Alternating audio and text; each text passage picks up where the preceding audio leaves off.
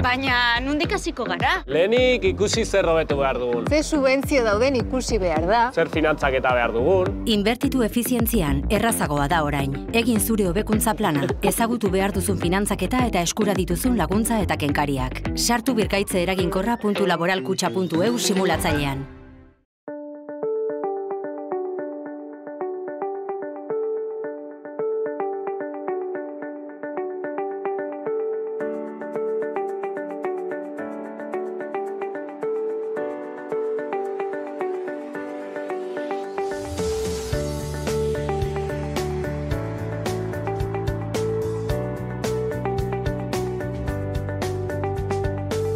Kaixo eta ongi etorriak saio berri batera, gaur martxoak 1 ostirala, elkarrizketa bakarra izango dugu.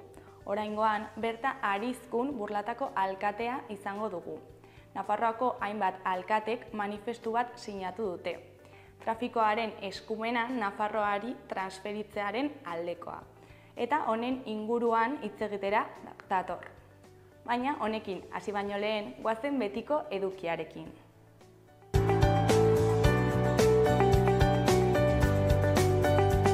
Goazen orain gaurko efemerideekin. Gaurko egun batean, 1883an, Meteorologia Institutuak Espainiako lehen eguraldi mapa elaboratu zuen eta eguneroko buletinak hasi ziren. Urte batzuk geroago, 1923an, Frantzia eta Belgikako indar okupatzaileek Ruteko arroko garraioari egindako sabotaiarengatik heriotza zigorra esleituko dela egin zuten mehatxu. Egun berean, baina 1926an, Luis Companys Bartzelonara itzuli zen, Generalitatearen kargu egiteko. Eta bukatzeko, 1979an, UCDek Espainiako Franco ondoren egindako lehen hauteskundeak irabazi zituen, botoen 34,3 eskuratuz.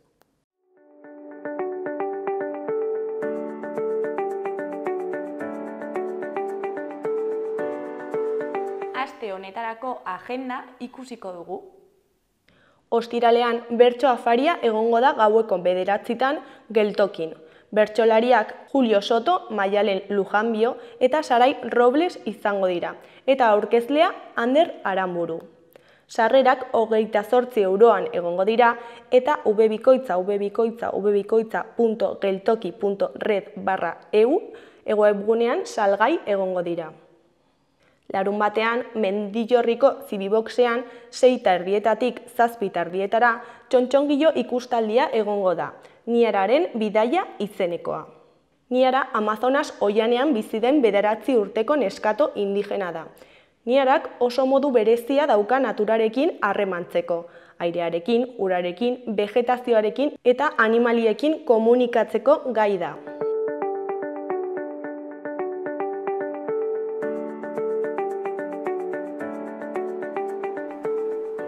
Ikus dezagun gaurko egunkarien azalek zer dioten. Diario de Notiziasen titular nagusian, 100 alkatek bat egin dute autogobernuaren aldeko hitzorduarekin. Elkarretaratzea bihar egingo da Iruñean, 5:30 Foruen estatuaren ondoan. Gorenaren epaia gehiengoaren borondatearen aurkako erasoa dela salatu dute deitzaileek. Argazki nagusian, June Crespo Guggenheim Bilbao museoan ikusgai dagoen obretako baten aurrean. Titularrean, Nafar bat Guggenheimen. June Crespok bere obra berria jarri du ikusgai Bilboko museoan.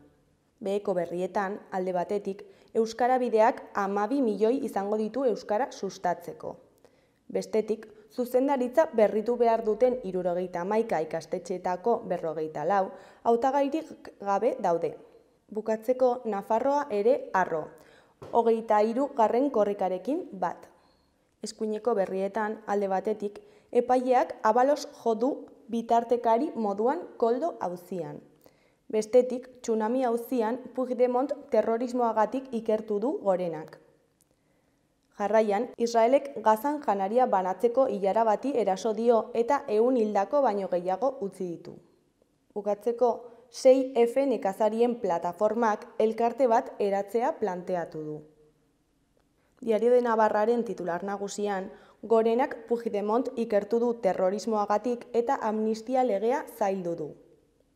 Tsunamiren kale terrorismoa eta kale borroka parekatu dituzte epaileek. Argazki nagusian, ezkerretik eskuinera, Nacho Sáez, Hugo López, Tristan Cárdenas, Jon Seriola, Aitana Radesma eta Unai Joldi, atzo Larrabiden. Titularrean, Asierrek ez du bakarrik korrikatuko. Atletan Nafarraren entrenamendu kideek animoak bidali dizkiote munduko txapelketarako. Beheko berrietan, alde batetik, Europak atea ireki dio foru gobernuko 964 langile finko izateari. Bestalde, Koldo auziko epaileak bitartekari gisa identifikatu du Abalos. Eskuineko berrian, traktoreek Iruña trabatu eta autobiderako irteera itxi dute.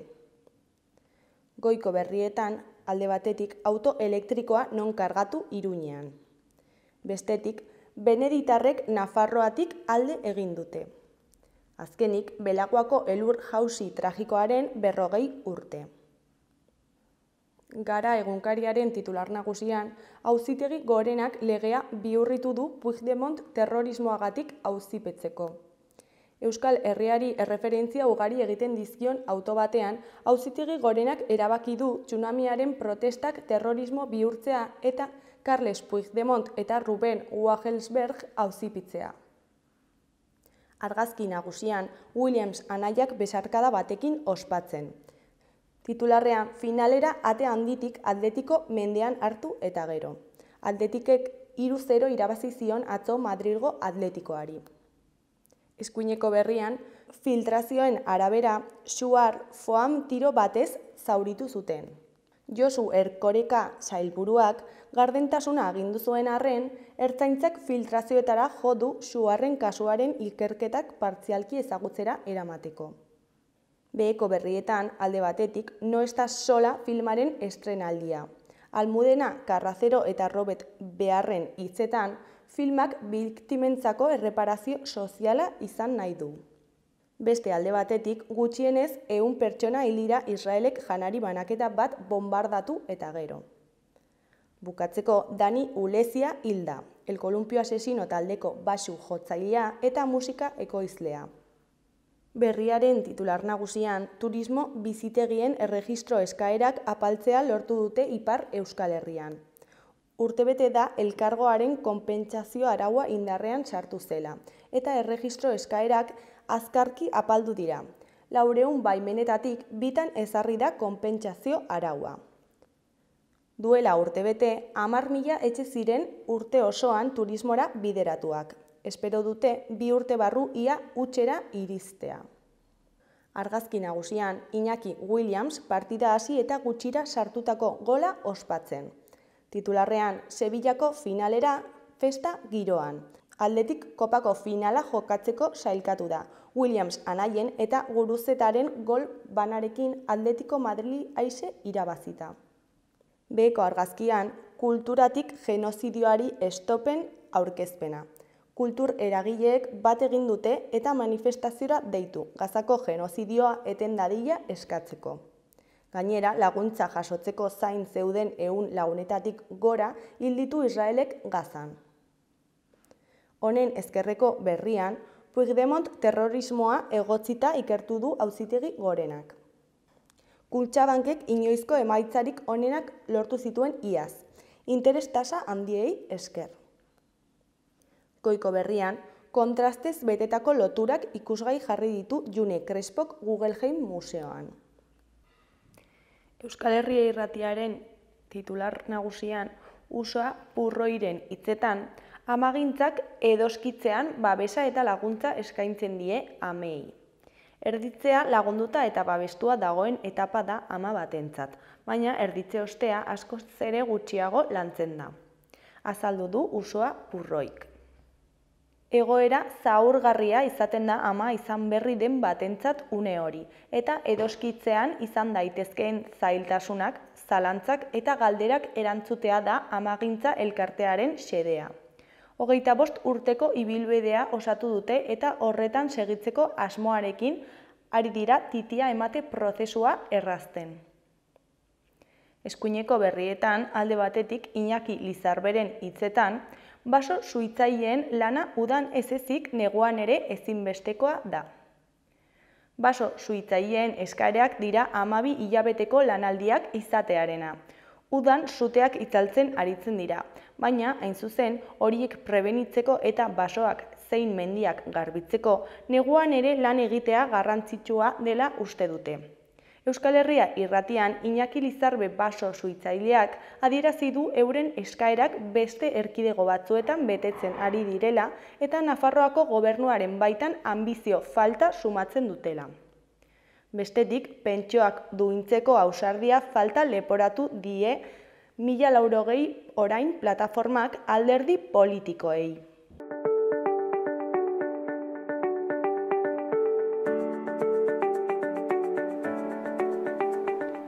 Gaurko eta asteburuko eguraldia ikusiko dugu. Gaur, ostirala, eguraldia atzo baino lasaiagoa izango da. Goizean, ostarteak irekiko dira eta arratsaldean pixkanaka hodeiak ugaritu egingo dira. Gauean, euri pixka bat egin dezake, bereziki kostaldean. Elurkota 1300–1500 metrora igoko da. Mendebal osagaiko haizea ibiliko da eta goizean hego-mendebaldekoa nagusituko da. Temperatura maksimoetan ez da aldaketarik izango. Larunbatean, goizean fronte bat hurbilduko da eta eguraldia ezegonkortu egingo da. Goizaldean eta goizean, hego-mendebaldeko haizeak gogor joko du eta ateri egongo da. Alabaina, goizak aurrera egin ahala, lainotzera egingo du. Haizeak ipar-mendebaldera egingo du indarrez eta euria egingo du. Iparraldean hasi eta hegoaldera zabalduko da giro bustia. Zaparradak sarri botako ditu, batez ere Kantauri isurialdean eta iluntzean. Eta baliteke, tarteka trumoiak jo eta txingor zaparradak botatzea. Arratsaldean elurkota oso bizkor jaitsiko da eta 600–800 metrora egon daiteke. Arratsaldean temperatura nabarmen jaitsiko da. Igandean euria eta giro nahasia izango ditugu goizean, baina arratsaldean egoera nabarmen baretuko da. Goizean zerua oso hodeitsu egongo da eta zaparradak botako ditu, baliteke trumoitsuak izatea goizaldean. Batez ere Kantauri isurialdean. Arratsaldean atertzera egingo du eta ostarteak irekiko dira. Haizeak mendebaldetik edo ipar-mendebaldetik joko du, nahiko zakar haizeguneetan, baina gauean baretu eta hego-mendebaldera egingo du. Elurkota igo egingo da. Goizaldean 500–600 metrora egongo da eta arratsaldean 1500 metrotik gora.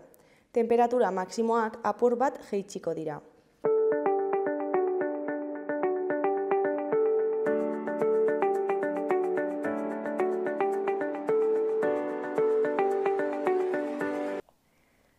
Kaixo eta ongi etorriak gaurko elkarrizketara, oraingoan Berta Arizkunekin gaude, Burlatako alkatea dena. Arratsaldeon, Berta. Arratsaldeon. Otsailaren 15ean Auzitegi Gorenak 248/2024 epaiaren bidez trafiko eskumena Nafarroari transferitzeko baliogabetu zuen, ezta? Eta hainbat alkatek, Nafarroako hainbat alkatek manifestu bat sinatu duzue honen kontra, ezta? Bai, hasiera batean, alkate batzuk sinatu dugu, horien artean Altsasu, Antsoain, Dona Maria, Erriberri, Erronkari, Peralta, Puiu, Torres del Río, Zirauki, Zizur Nagusia eta Burlatako alkateek sinatu dugu, bai. Eta zein da honen helburua?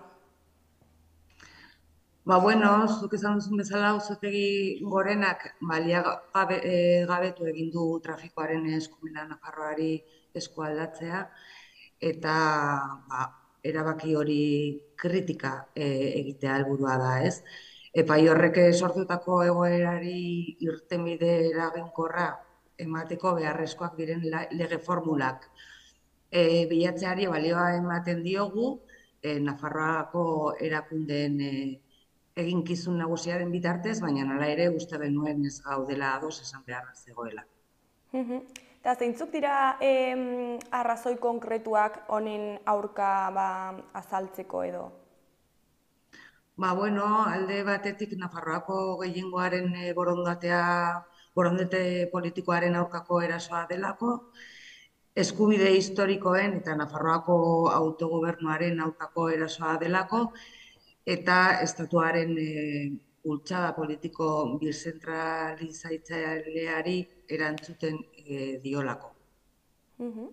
Eta zergatik sinatu duzue alkateen artean, eta ez igual beste jendea hau sinatzeko gonbidatu edo? Azken finean, herritarren gandik hurbilen gaudenak gara, eta egoera hau asko kezkatzen gaitu eta horregatik antolatu gara. Eta Nafarroako beste alkateak gonbidatzen dituzue hau sinatzera? Bai, Nafarroako gainerako alkatei igorriko diegu eta mendiketenak gonbidatzen nahi ditut atxikitzera. Eta, gaiarekin pixkat gehiago sakonduz, zergatik da Nafarroan hain garrantzitsua trafiko eskumena? Nafarroa osatzen dugunok gure bizitzei zuzenean eragiten dieten politika publikoak garatzeko dugun gaitasuna da hemen jokoan dagoena, eta horregatik Nafarroarekiko errespetua eta autogobernatzeko gaitasuna aldarrikatu behar ditugu. Eta autogobernu bera, zergatik dauka hainbesteko garrantzia? Nafarroaren eskumen historikoak ezin dira Nafarren borondate politiko demokratikotik kanpoko tresnen mende egon, ez da borondate hori menderatzen duten dinamika bizentralitzaileen mende ere. Eta nola baloratzen duzue Auzitegi Gorenaren papera kasu honetan? Estrategia politiko moduan jokatu duela uste duzue edo? Ez dugu horretan asko sakondu, baina bai, imaginatzen dugu estrategia politikoa dela. Bihar, larunbata, elkarretaratze bat egingo duzue Iruñean, ez da, gai honen ingurukoa. Ze ordutan izango da, non edo ze leku konkretutan? Bihar izango da, bai, arratsaldeko 7:00 Sarasate pasalekuan. Eta alkateak soilik joango zarete edo nor joan daiteke? Bai, Nafarroako herritarrei dei egiten diogu parte hartzeko. Eta nolako parte hartzea espero da bertan? Bada erantzun sendoa, zabala eta plurala, espero dugu. Eta zergatik gonbidatzen duzu jendea bertara hurbiltzera? Gurekin helarazteko ez gaudela, sententziaren aurrean ez gaudela ados. Eta gai hau, Nafarroako biztanle guztiak politikoki batzen dituela uste duzu? Nik uste du baietz, ez? Nafarroa defendatu behar dugu eta guztion artean egin behar dugu hori. Honek guztioi eragiten digulako eta batez ere berriro gerta ez dadin. Eta eskumena lortzen ez bada, zer egiteko prest zaudete? Lehendabizi ikusiko dugu, ez? Nafarroako gobernuak planteatu dituzten lege formulak, lege formula horiek zer ekartzen duten eta hortik aurrera erabakiko dugu. Eta Nafarroako parlamentuarekin kontaktuan jarri zarete? Momentuz bakarrik alkateekin jarri gara harremanetan. Eta zure ustetan, zer gertatuko da gai honekin? Azkenean. Esan dudana ez, ikusiko dugu Nafarroako gobernuak planteatzen dituzten lege formula horiek edo horiekin zer gertatuko den, eta hala ere jarraituko gara hau lantzen, ez? Ez bakarrik alkateekin, baina, ikusiko dugu nola egiten dugu. Printzipioz, larun bat honetan daukagu deialdi hau, eta ea ongi ateratzen den eta hortik aurrera erabakiko dugu. Nafarroako jendea uste duzu kontzientziatua dagoela gai honekin? Nik uste dut baietz, eta bihar nik imaginatzen dut, kontzentrazioa zabala eta plurala izango dela. Nik uste dut baietz. Eta, bukatzeko, ezakit zerbait gehiago komentatu nahi duzun, zerbait utzi dugun, edo jendeari zerbait esan? Barkatu? Edo jendeari hemendik zerbait esatea nahi bat duzu? Herritarrei berriro ere gonbidatu nahi diegu biharko kontzentrara parte hartzeko. Eta horrela, gogorarazteko, ze ordutan izango da, non, eta zer egingo da, pixka bat? Kontzentra bat egingo dugu, manifestua ere irakurriko dugu, eta hori izango da bihar arratsaldean 5:00 Sarasate pasalekuan. Berta, mila esker gurekin hitz egitera etortzeagatik, eta, zuen manifestua gurekin partekatzeagatik. Eskerrik asko zuei, nire zuen arte. Ondo segi. Agur, berdin.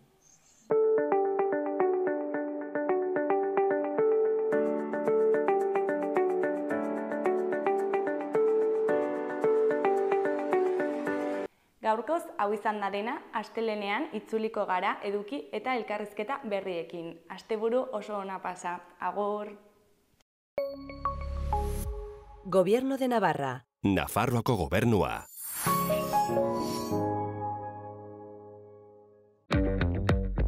Ea nahi dudan, jakina. Eta argiaren fakturan aurreztea. Eta gasarenean. Ona da planetarentzat. Eta orain diru laguntzak dituzte. Inbertitu efizientzian. Egin zure etxe bizitza efizienteagoa eta jasangarriagoa. Eta aurrezten lagun diezazula. birgaitzeeraginkorra.laboralkutxa.eus.